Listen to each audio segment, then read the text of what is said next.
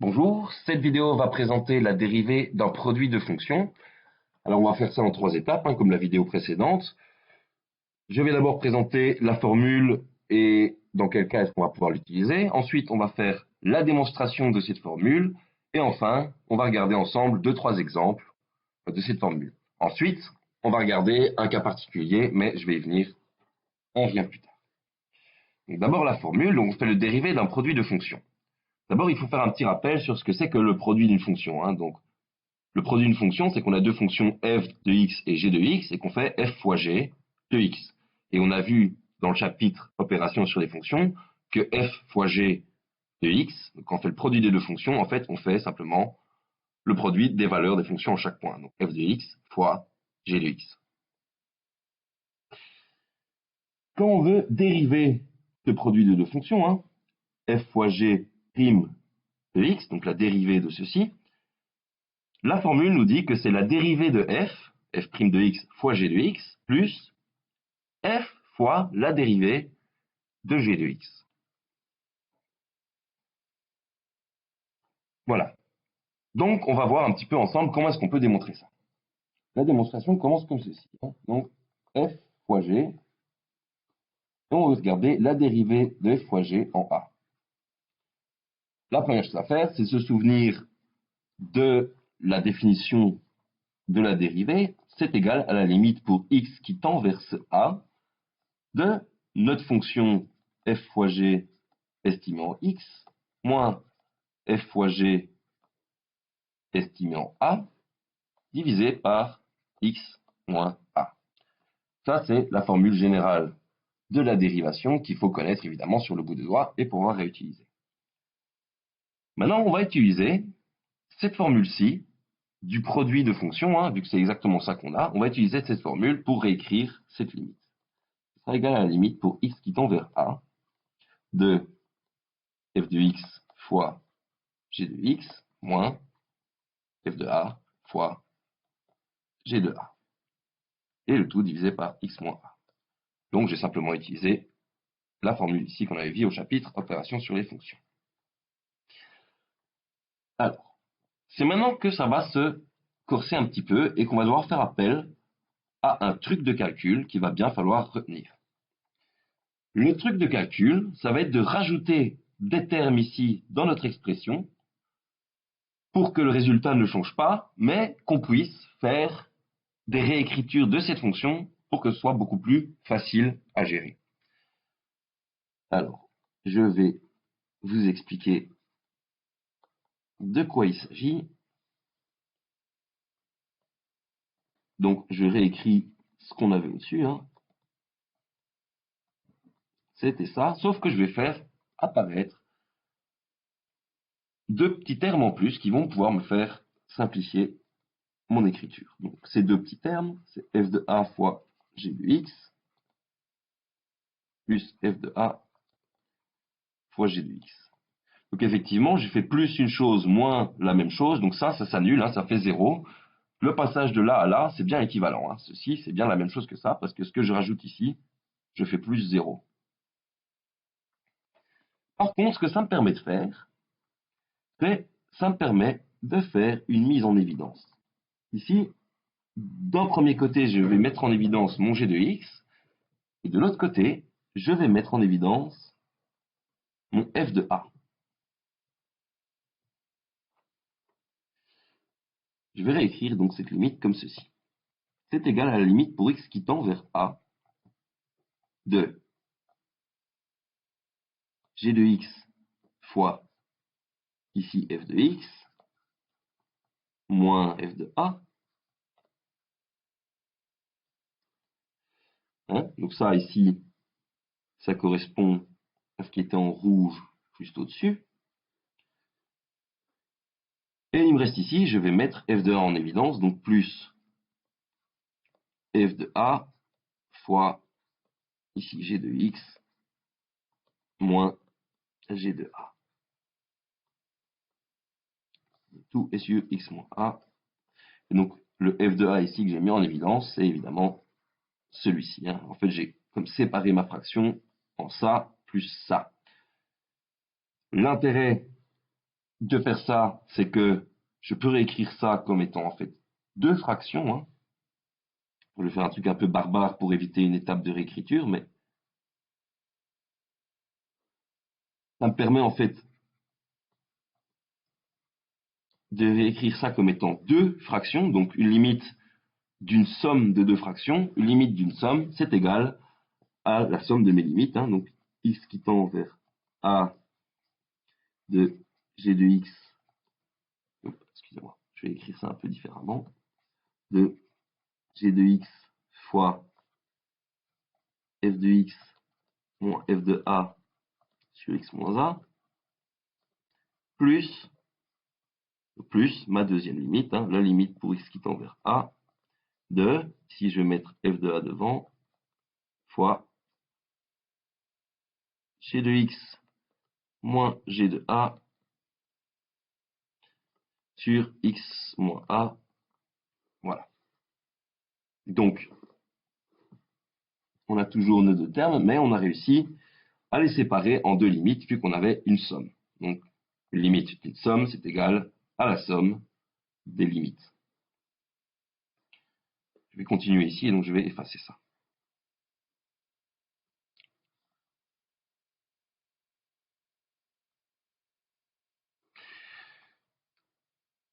Alors, la limite d'un produit, si vous vous en souvenez bien de ce chapitre sur les limites asymptotes, vous vous souvenez que la limite d'un produit, c'est aussi le produit des limites.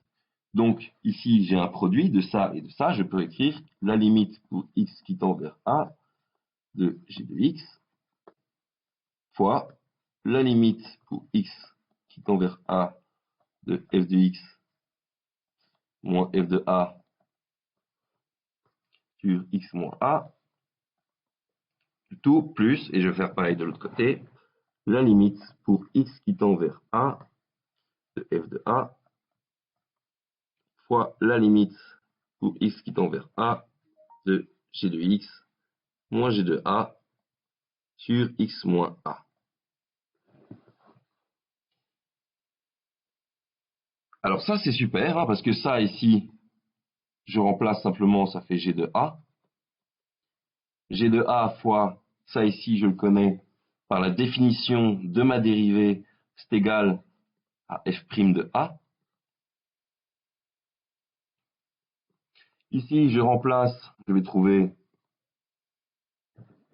f de a fois, et ici, c'est super, par la définition de la dérivée, c'est égal à g' de a.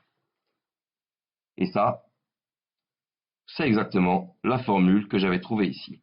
F' fois g plus f fois g'. C'est ce que je voulais démontrer. C'est QFD.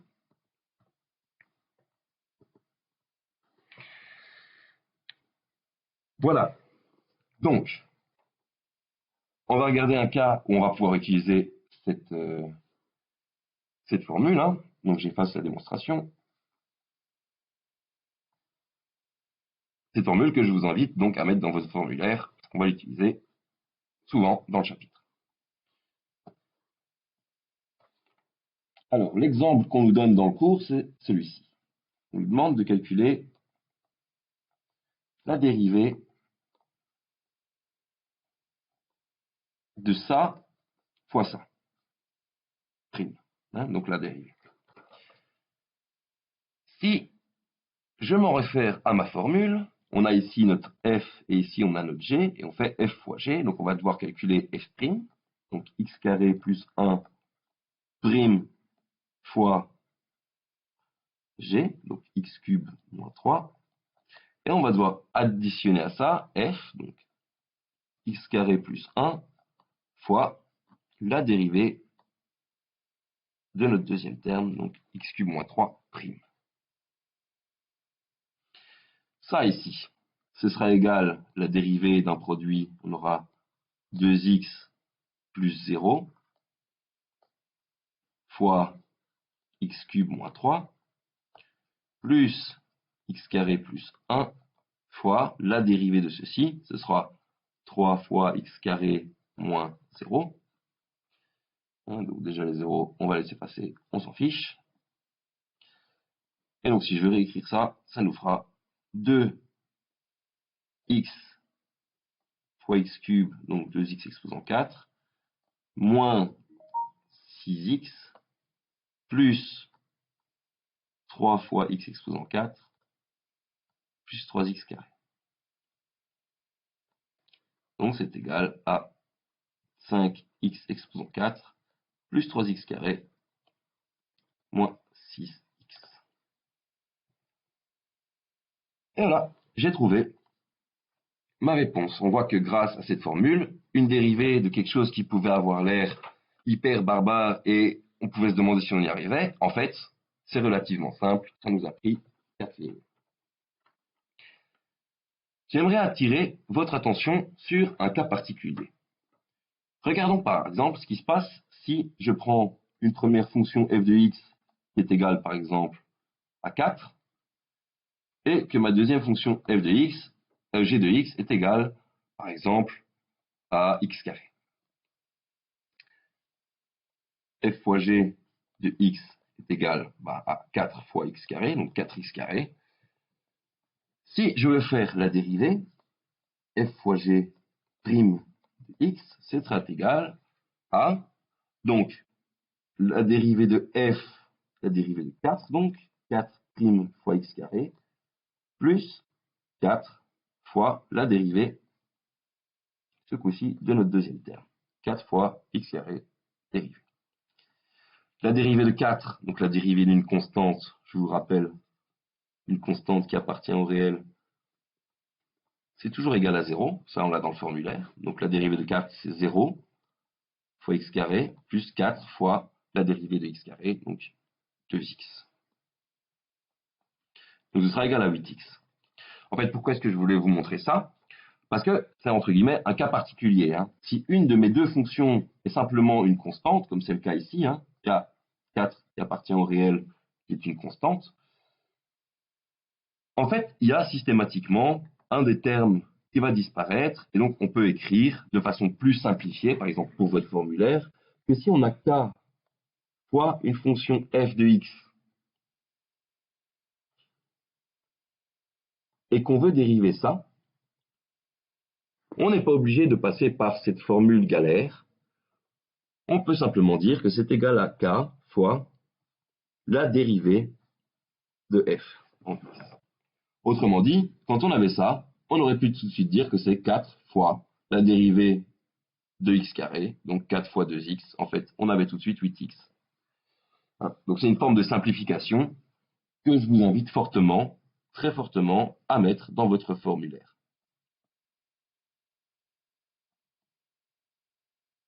Et donc K ici, c'est une constante, ça appartient à R, comme par exemple 4, 8, 12, 122 ou 482. Voilà, voilà. Alors, on va encore rapidement regarder les exemples qui nous restent dans le cours.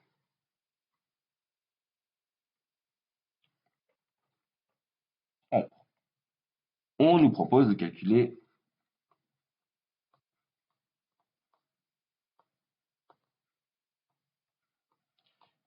la dérivée de ceci. La dérivée d'un produit.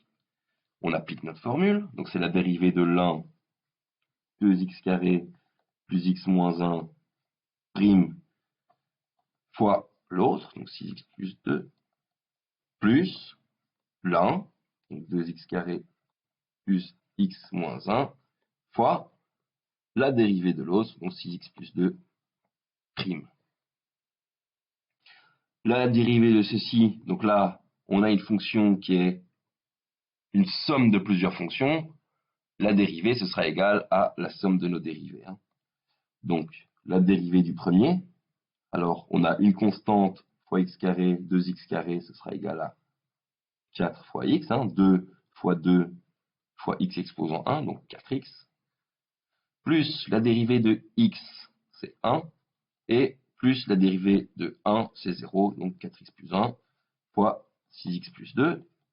Donc là, on a réécrit tout ceci, plus, alors ça ici, ça ne bouge pas, donc 2x carré plus x moins 1, fois la dérivée de 6x plus 2. Donc c'est la dérivée de 6x, k fois la fonction, ce sera juste égal à k fois la dérivée. Donc 6 fois 1, 6, plus la dérivée de 2, bah juste fois 6 en fait, parce que la dérivée de 2, c'est égal à 0. Quand on a ça, il faut distribuer pour voir si on ne peut pas simplifier notre expression. Et donc c'est ce qu'on va faire ici. Je mets des petites flèches pour montrer comment on va distribuer. Comme ça, ce sera très clair. Donc on fait 4x fois 6x, ça fait 24 fois x au carré. 4x fois 2, donc plus 8x. 1 fois 6x, donc plus 6x. 1 fois 2, plus 2. Plus, et on continue. 2x carré fois 6, donc 12x carré. X fois 6, donc plus 6. X. Moins 1 fois 6, donc moins 6. 24 plus 12, ça nous fait 36x carré. 8 plus 6, ça fait déjà 14. Plus 6, ça fait plus 20. Plus 20x. Et plus 2, moins 6, donc moins 4. Donc on a trouvé, en 4 lignes, l'expression de cette dérivée qui avait l'air si compliquée. Alors, le deuxième, on nous propose 4 fois x carré moins x, le tout prime. On est évidemment dans le cas où une des deux fonctions est une constante. On a 4, 4 c'est une constante qui appartient à f, 4 fois f de x c'est égal à k fois la dérivée de f, donc ce sera égal, on ne devra pas passer par cette formule-ci, on pourra tout de suite utiliser cette formule-là. Ce sera égal à 4 fois la dérivée de x carré moins x. Ce sera égal à 4 fois 2x moins 1, ce sera égal à 8x moins 4. Voilà. Donc on voit que grâce à cette formule-ci, on gagne beaucoup de temps. Alors, le dernier est un peu plus tricky. On a moins 3 fois x plus 1 fois x exposant 4 moins 9. Alors, ce qu'il ne faut surtout pas faire quand on voit ce genre de choses, c'est commencer à paniquer. En fait, on va regarder notre formulaire et on va essayer de regarder ce qu'on a. Ici, on a une constante, ici, on a une première fonction, et ici, on a une troisième fonction, et les trois sont multipliés. En fait, on peut dire que c'est k fois f fois g. Ça, c'est une autre manière de le voir, par exemple. Donc, on va utiliser d'abord cette formule-ci en mettant des parenthèses ici supplémentaires. Donc, k, c'est une constante. Donc, via le formulaire, on sait que ce sera égal à moins 3 fois la dérivée de ce qui reste.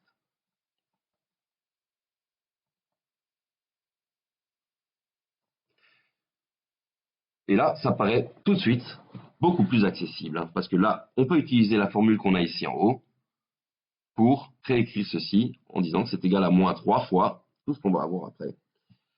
Donc, x plus 1 prime fois x4 moins 9 plus x plus 1 fois x4 moins 9 prime.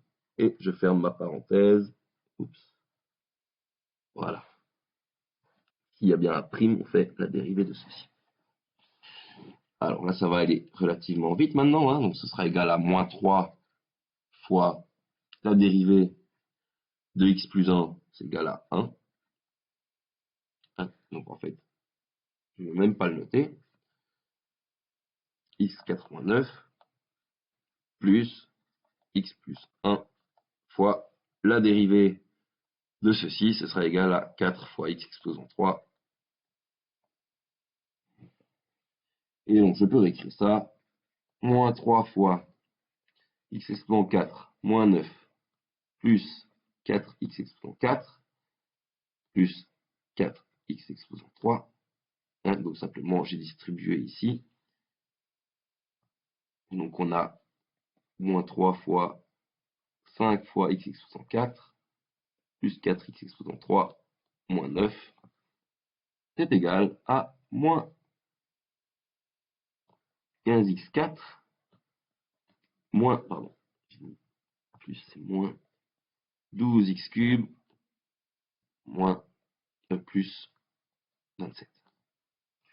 Et voilà, j'ai trouvé ma réponse de ces choses qui avaient l'air a priori si compliquées en le faisant étape par étape, donc en essayant de simplifier au maximum mes calculs. Voilà, c'est tout pour cette vidéo. J'espère que ça vous a aidé à comprendre cette partie de la matière. Je vais refaire une vidéo sur la dérivée du quotient de deux fonctions prochainement.